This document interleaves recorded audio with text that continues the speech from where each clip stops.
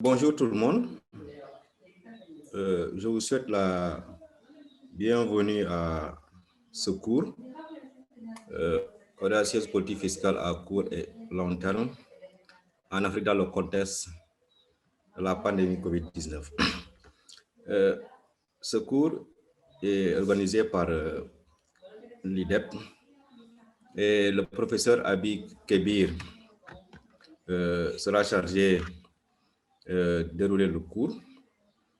Moi-même, je vous assisterai,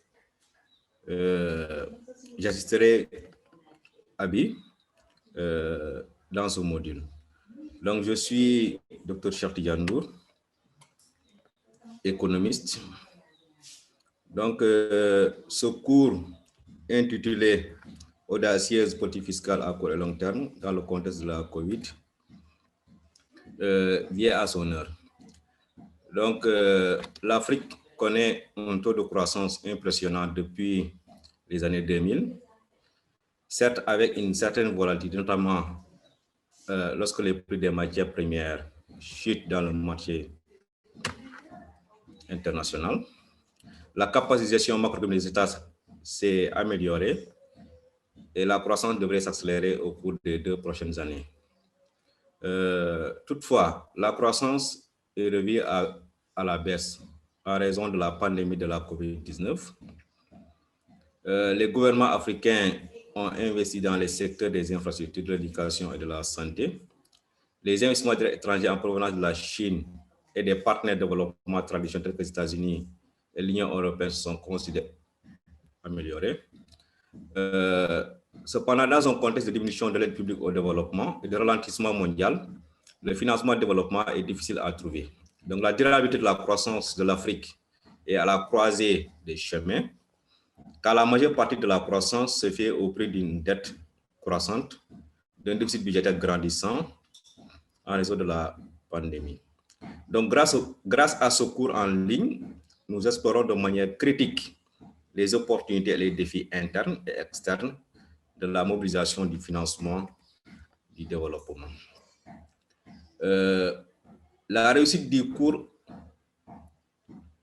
vous permettra d'obtenir plusieurs résultats, notamment comprendre l'évolution de la source de la dette africaine, le problème lié à l'accumulation de la dette, les différentes politiques à adopter pour réduire les niveaux de stress de la dette afin de ramener à des niveaux soutenables. Il s'agira aussi, entre autres, de comprendre les concepts, les tendances et les problèmes liés au type d'impôt, aux systèmes fiscaux, aux réformes de la politique fiscale, à l'écart fiscal et à l'effort fiscal. Il s'agira aussi de comprendre le pouvoir inexploité des recettes non fiscales, les différentes composantes, les relations avec les recettes fiscales et l'importance de relever les défis institutionnels et réglementaires pour mobiliser les ressources. Et enfin, vous aurez connaissance du rôle des multinationales, de l'évasion fiscale, la fraude fiscale, les flux financiers illicites, ainsi que des actions initiatives de politique conçues pour combattre les flux financiers illicites. Ce cours sera déroulé selon la stratégie suivante. Vous aurez un matériel pédagogique avec un texte, des graphiques et des équations à réviser. Chaque semaine, on mettra à votre disposition un module qui porte sur un détail de l'un des 3 sujets, comme la dette, la mobilisation des recettes et les flux financiers illicites. Les sujets de chaque semaine s'appuient sur le chapitre pertinent du rapport économique 2019 sur l'Afrique et sur les développements mondiaux et régionaux actuels qui sont directement associés aux effets économiques de la pandémie de COVID-19.